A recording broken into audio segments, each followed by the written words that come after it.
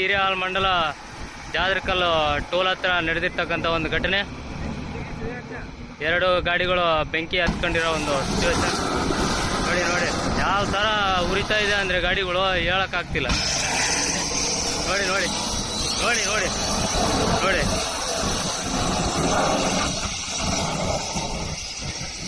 ಒಂದು ಗಾಡಿ ಬಂದ ಜಾಯ್ತದೆ.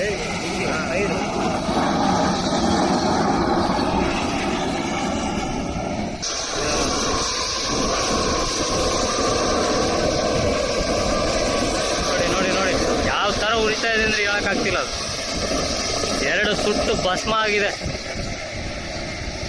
ನೋಡ್ಬೋದು.